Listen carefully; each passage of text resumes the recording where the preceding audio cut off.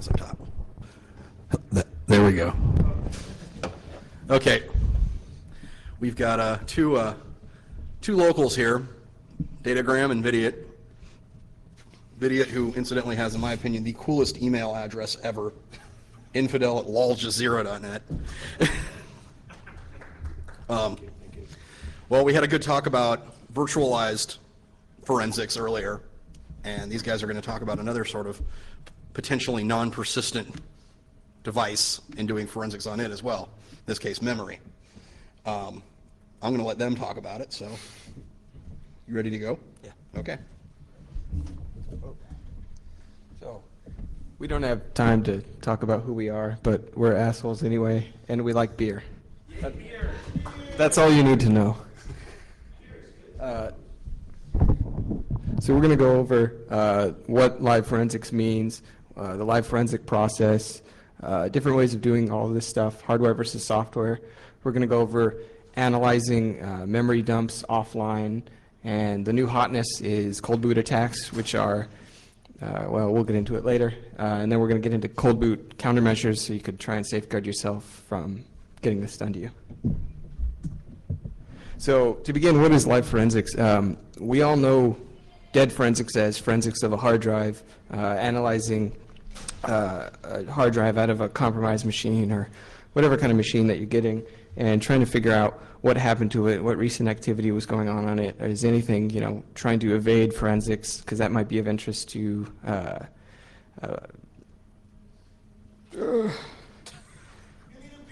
I do need a beer.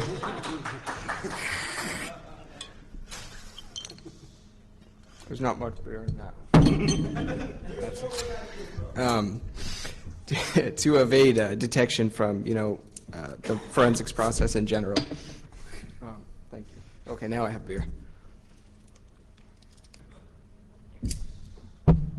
Okay, so the one thing we like to prepend this with is that live forensics shouldn't be considered a replacement for dead forensics, but instead append it to whatever you're doing now so that you get, more. So you're not replacing anything, it's just an appendage.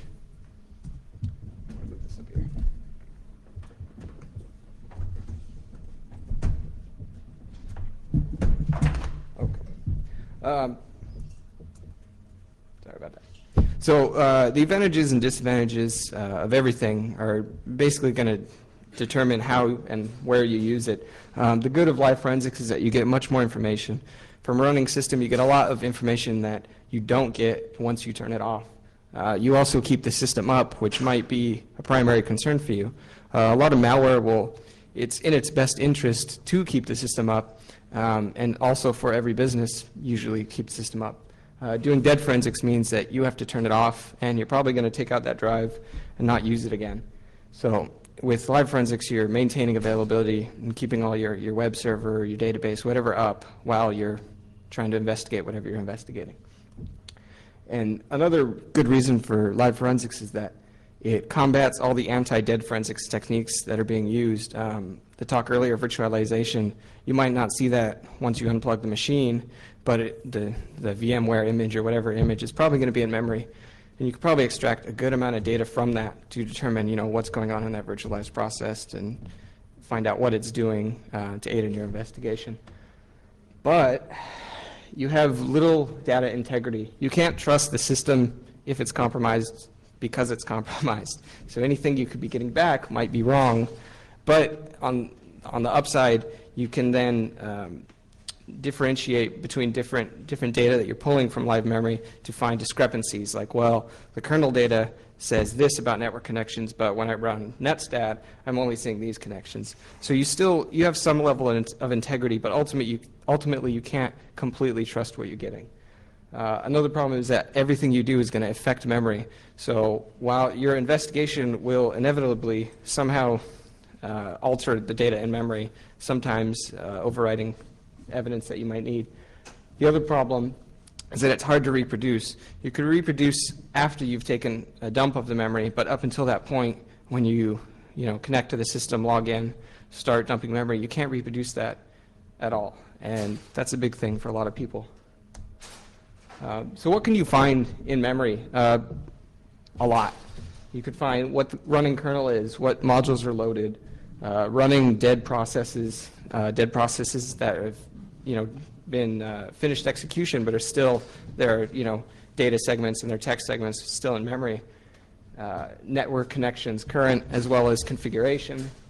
Memory mapped files, if like a file has, open text files that it's reading or writing to, you could see those.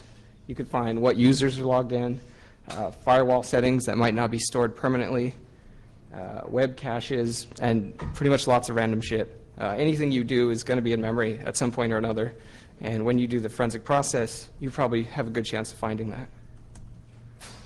So how do we go about doing a live forensics things? A lot of people, as we had earlier, the legal talk, the virtualization talk, there's a lot of concern about the legality and the process to do this so that it holds up in court.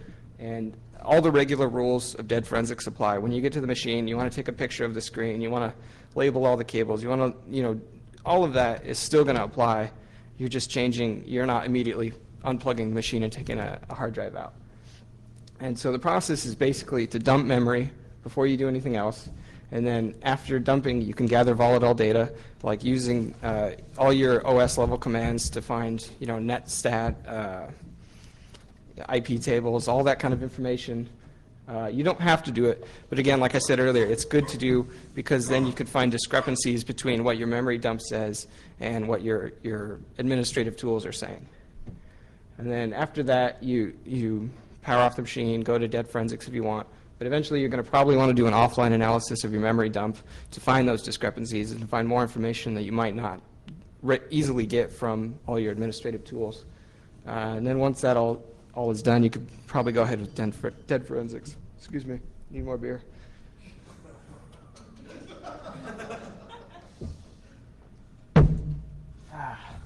So, how to dump memory. A lot of people have trouble getting this through their head that memory is pretty much just a file on every OS that you have, including Windows. So it's trivial to dump, and you could do it either with hardware or software. I'll just go into it. So hardware basically is a device that uses DMA, direct memory access, to bypass the OS to directly access memory, just like it says. And the most popular devices that support it are PCI, PCMCIA, USB, FireWire. There was a thing, which the link leads to, where iPods were used to unlock Windows workstations or to display messages on an OS X machine just by plugging the device in, and then it overwrites certain parts of memory that would, control whether or not the screen's locked or what's displaying, what's next executing. But it can be defeated. The paper referenced here is basically a really technical thing that I don't want to get into, where it just has the CPU reroute DMA requests, and you could forge them. Basically what it is. If you want more information, by all means, look her up.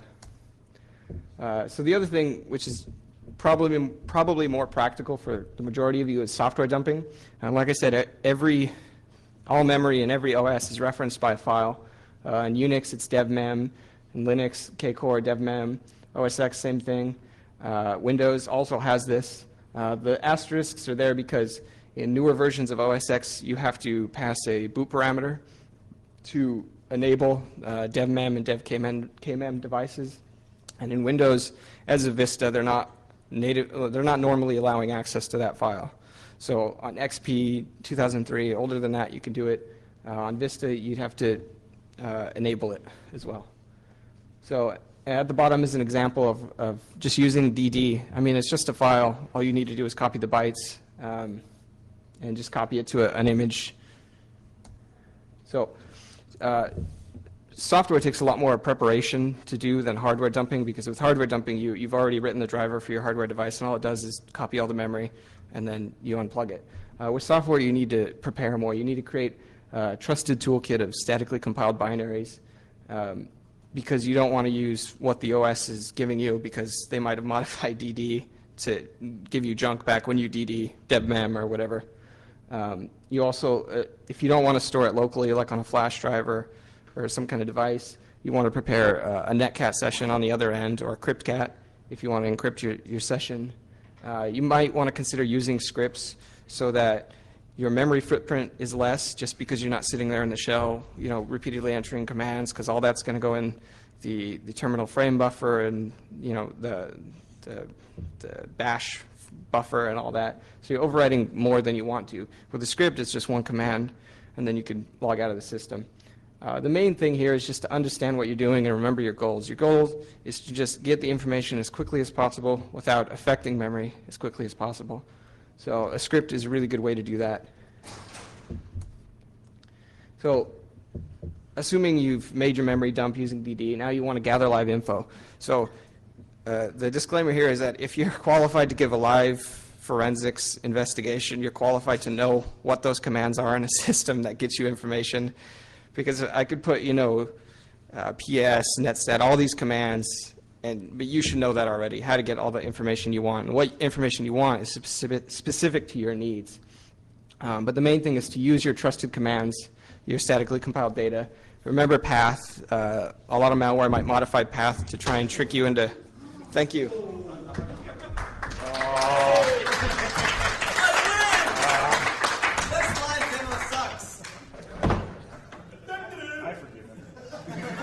Yeah, but you know what? He got us beer. Oh, I don't think it's going to like that at all. Yeah! This is way better than your live demo last year. I know. You could see this one. Yeah. Okay, so remember path. A lot of malware modifies paths to try and get you to execute things in different directories. So you might think you're running your DD. Generally, what you want to do is just skip path altogether and use full path names for everything you execute, just because that's much easier, and you don't have to overwrite path, which would, again, modify your memory. And then once you've gathered all your live info, you want to store that locally on the hard drive or flash drive you have, or NCAT or CryptCat to a remote system. Remember to MD5 hash all of the live info, as well as the memory dump, just so that you could, say this is exactly what I got at a later date.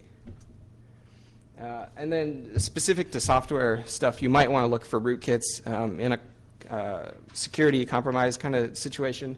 It's generally, you want to identify that it's compromised as soon as possible and then just pull it offline.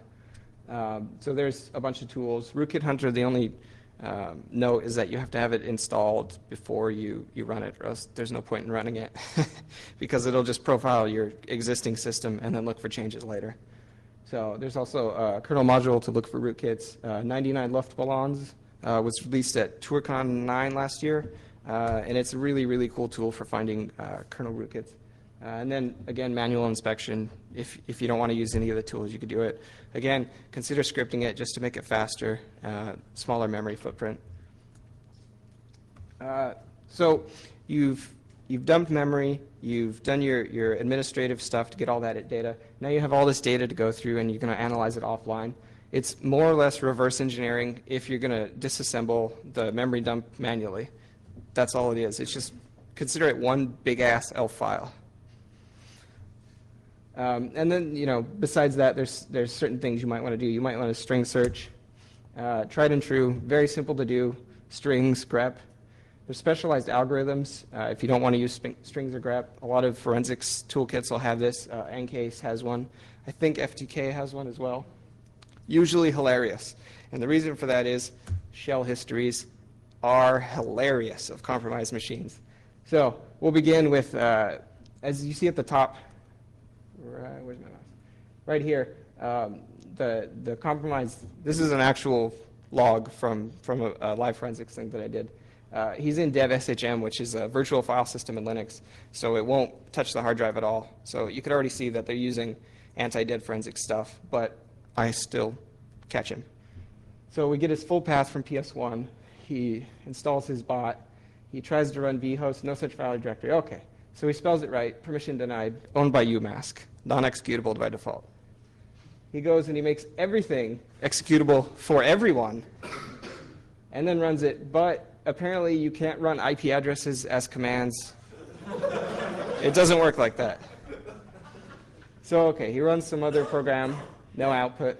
This is data from the terminal buffer, so you see literally what they see as they're going through the shell. And then he runs do, but he doesn't know how to run do, so he should RTFM, right?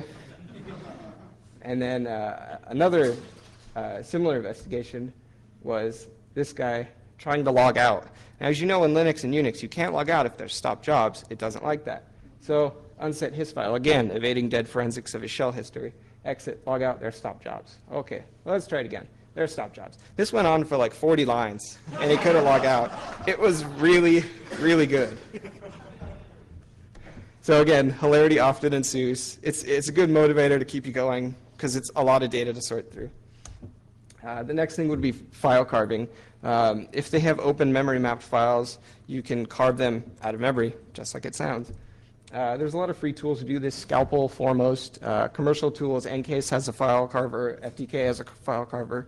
Most forensics toolkits have their own magical file carver, and they're all pretty much the same thing, where they just look for a certain header and then a certain footer, or a certain header and then 5 megs after that will be the file. And then if you want to get even, the most intense you could get about this is interpreting all the kernel structures from your memory dump. And all the same stuff you get from your administrative tools will be there. PS will be there, netstat will be there. All the stuff in proc, all that information is probably going to be in memory. The problem is that there's few ready-to-use Linux tools. There's a lot of Windows tools to do this. iDetect was a proof of concept for 2.4 kernels. It doesn't work in 2.6, but you could just read Understanding the Linux Kernel by O'Reilly, which is really informative. And for me, I come from like an assembly background, so it's not too hard to wrap my head around kernel structures. Hopefully not for you either. And then the guy who wrote iDetect also has a paper, if you want to read his paper and apply it to 2.6. Basically just how the tool works and how it grabs all this stuff out of that kernel dump. So the next part of our talk will be the cold boot attacks, and that's all Vidiot. Thank you.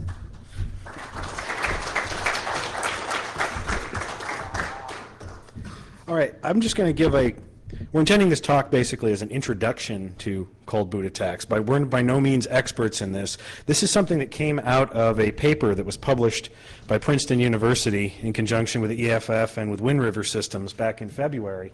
And we want to stress this is not our research. This is something that kind of sent a shockwave through the forensics community when it came out. And we just want to make you aware of it. Many of you probably already are. Essentially, what a cold boot attack is a way to attack a whole disk encryption system. And it's based on the unexpectedly long decay rate of DRAM memory. For a long time, people have assumed that when you show off your computer, everything in memory is gone immediately. And that's just not the case. And in fact, using some of the techniques that the team at Princeton put together, it's actually very plausible to attack a system that's been even shut down for a while, using some of their tools for reconstructing decayed memory. And the takeaway here is that just about every disk encryption system is vulnerable right now. BitLocker, FileVault, TrueCrypt, etc. So DRAM remnants effects. The first thing to understand here is that they're different from what you might be familiar with the Gutman burn-in effect, where a semiconductor holds a value for a certain amount of time and then it picks it up easier later, or it's easier to detect. This is actually slightly different. This has to do with how long it takes the MOSFETs to actually decay when the system is turned off. And as I said before, assuming that decay is instantaneous will result in failure. So let's see. Memory decay occurs as the MOSFETs return to their ground state. And the ground state in the RAM can be a 0 or a 1, depending on which way the capacitor is wired inside the memory.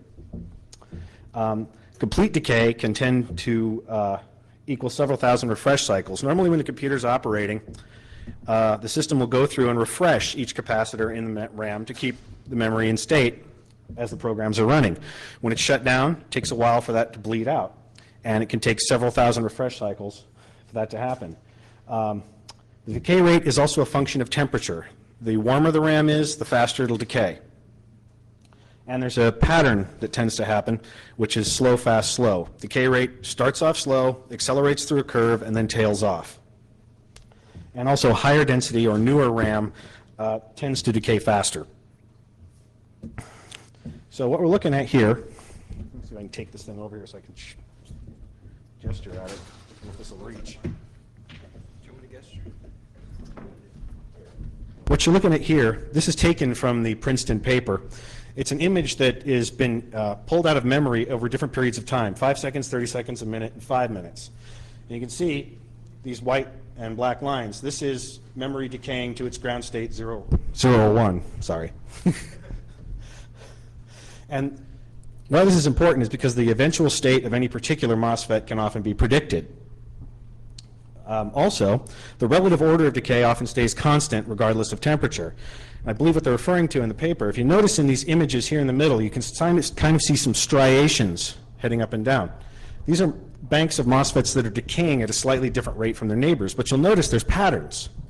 And what this means is that after you've captured an image out of the RAM, even if it's decayed, you can then go back after the RAM is fully decayed, run algorithms that will look at the exact RAM sticks that you're analyzing and start to build values for how soon each MOSFET is likely to decay, which will help you then go back and isolate and rebuild the decayed memory. It's a very interesting technique they came up with.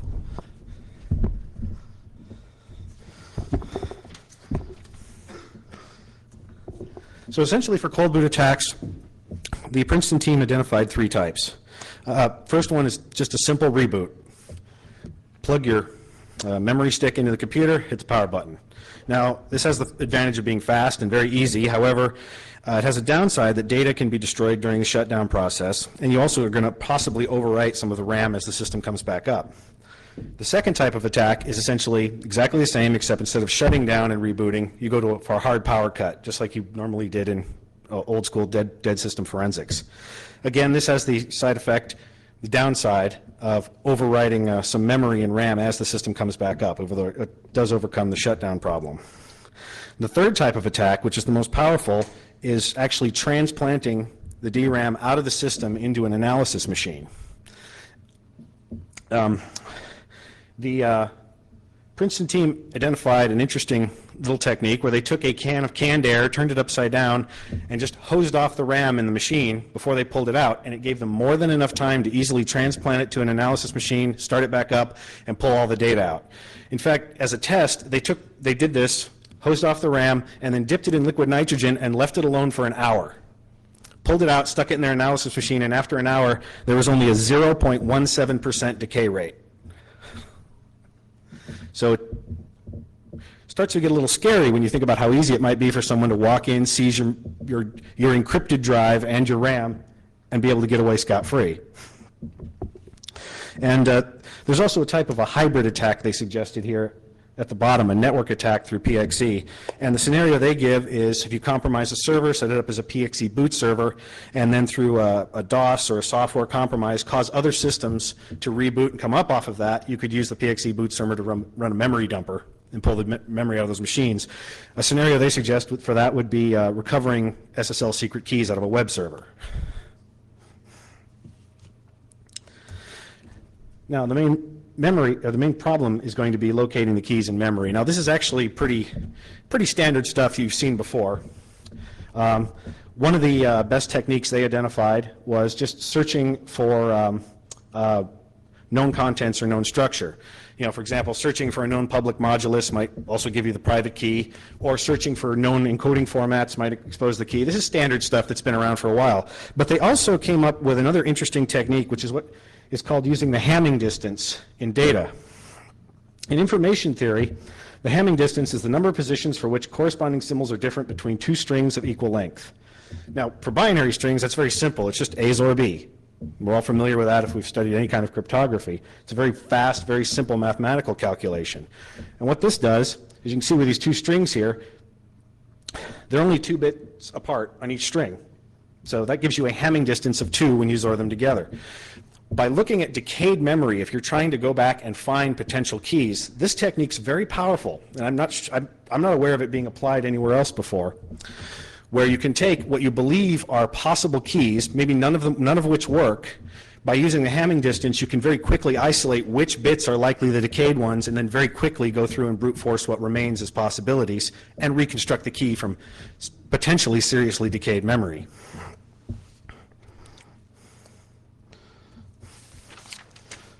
So countermeasures for this. There are a few. They're not very good. Scrubbing memory, obviously. Avoid storing keys in memory if you can, or get rid of them when they're no longer needed. Alternatively, if you can, You can configure your system to perform a destructive memory test on boot.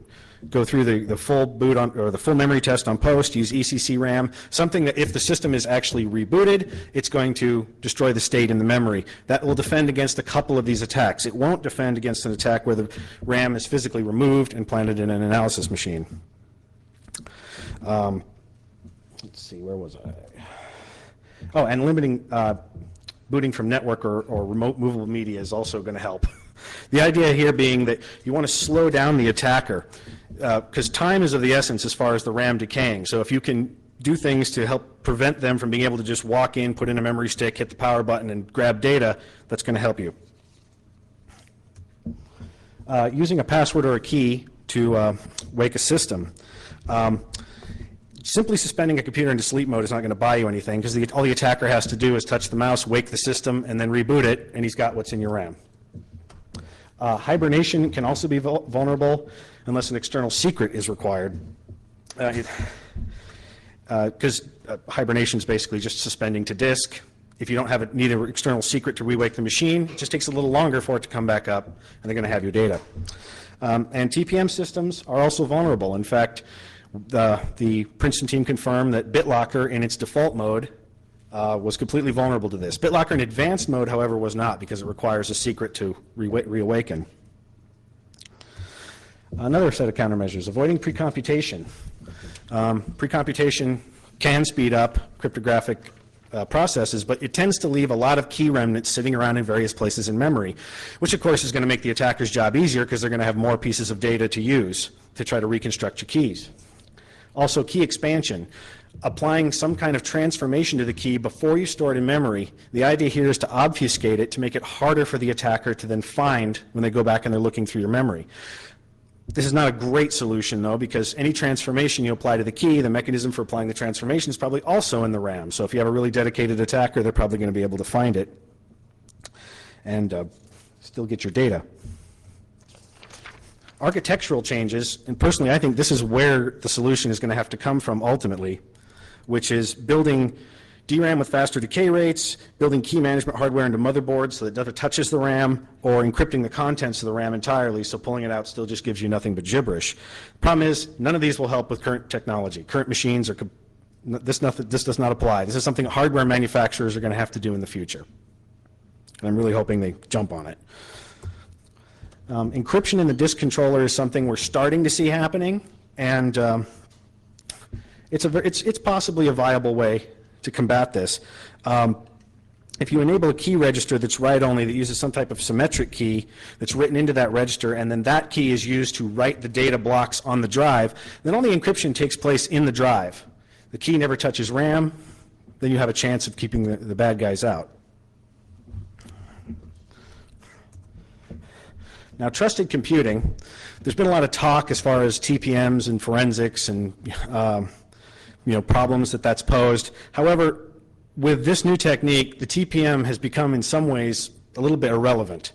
TPMs do not implement bulk encryption. A TPM cannot encrypt all the data on your hard drive. What a TPM does is monitor the boot process, determine whether or not the system came up in an approved state, and then release a key to then decrypt the drive. So it can prevent a key from being loaded into RAM, but once it's there, it can't protect it. So if an attacker can get to your system in the right configuration, the TPM is not going to be able to do anything to help you out. Now, this is my favorite one. Physical defenses. There's all kinds of silliness you can get into as far as protecting your computer on a physical level. And, one of the things the Princeton team suggested was encasing your RAM in epoxy, make it impossible to take out of the system. Why not?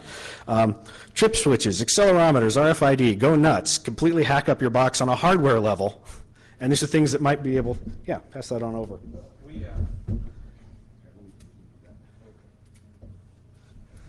This is something I came up, we were at one of the meets talking about this back in February when this paper first came out, and this is one of the dumb ideas I came up with. I know you probably know what this is because I see the sticker on the front of your laptop. This is a Parallax Basic Stamp Kit. Anyone here familiar with them, aside from him? 3, 4 people? What? Yes, they attended that last meeting. A Parallax Basic stamp is essentially a small microcontroller that can be programmed in BASIC. It's great if you like to tinker with electronics because you can do a lot of logic that would take you days to implement in hardware, just a couple lines of code, and still drive other electronic devices. I happen to be a big fan of Parallax. This is actually the same processor that's used on the Mystery Box Challenge at DEF CON, because this company makes about a zillion little accessories to go on these things. Mostly it's aimed at the robot hobbyist market, but they have everything from sound detectors, motion detectors, you name it, on down the line, that you can hook right up to these. In this case, I've hooked up a 3-axis accelerometer.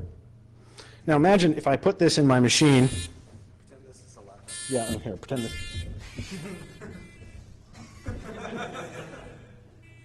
Wait, that's not going to work. I had this problem before. The buzzer makes it set itself off. There we go. Yeah, this is probably not something that's going to be easy to implement in a laptop. You're going to need some room. But the idea we came up with was to try to build a self-destructing PC that was complete with all the self-destructing hardware, not implemented in software running in the operating system, not in the hardware of the PC itself, something running completely separate that was going to be able to disable and destroy your data if someone came in and tried to seize your machine. People have tried to do this before. I've seen all kinds of crazy ideas. There was some guy, I think it was on Hackaday, who proposed hooking your hard drive up to a 20-gauge shotgun shell. I don't recommend that. And for some reason, every time I brought this up at one of our meets, the first word I hear is thermite, right. Thank you. I think I heard it from somebody who wasn't at our meet, which just proves my point. Oh, there you go.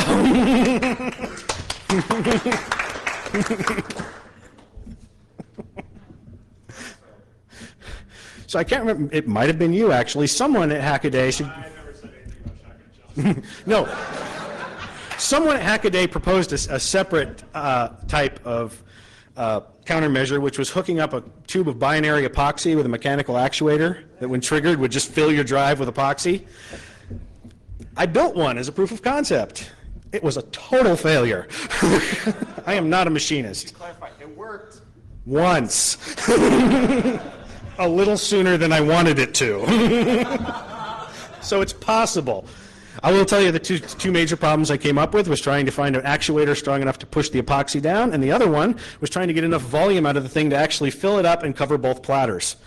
It's harder than it sounds to do.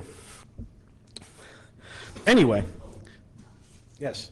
That's the other idea. We just were talking about this. We thought, how funny would it be to watch some guy trying to carry your computer out to his seizure van while there's polyurethane foam spraying out of all the vents,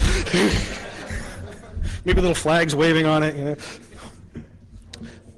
Sparklers. So among, getting back to the Parallax system, what I have here is just the basic Parallax stamp running about 10 lines of code hooked to a 3-axis accelerometer. It's probably the simplest way you could use to trigger a system like this. I have it hooked to a buzzer, which you all know about, which is probably not working. There we go. I was tuning this thing last night in my hotel room after many beers, so don't blame me if it doesn't work right. The idea here is this is just... Shut up. The idea here is that this is just one of about 1 million possible ways you could hook up your hardware with some kind of device that would protect you from this. And the Princeton team, when they wrote the paper, actually said that physical countermeasures are probably one of the best ways to do this, and they suggested that there's about 1 million ways to do it, and they're absolutely right. And if you're a tinkerer like me, you like playing with electronics, this is a lot of fun. Pass that box down here. Just to give you an idea of the kind of junk that Parallax sells that I just can't get enough of. Let's see. If you're worried about someone sticking a probe into your case to cut the wires, PIR sensor to detect movement. Have that trigger the system. These are digital thermometers. Detect someone trying to spray off your RAM and cool it. That can be a trigger. There's about 100 million other ones in here. Oh, yes. Well, it's buried. Trust me, it's way at the bottom. One of the ideas that came up at our last meet was using an RFID reader inside your case and just hiding the chip outside the case as a proximity, basically a proximity trigger. As soon as it stops sensing that chip, boom. I know. Exactly, a proximity fuse. Datagram really likes RFID, so bear with us. There you go. And this is the RFID card reader. It's pretty cheap, works well. You should all buy stuff from Parallax. I love those guys. Business PCs have case intrusion switches too. Yes, and you could tie on to the existing case intrusion switch. Absolutely. So that concludes pretty much all my silliness. Does anyone have any questions for us? Or wait, actually, let's let Data do his conclusions first. Then you can bring up questions.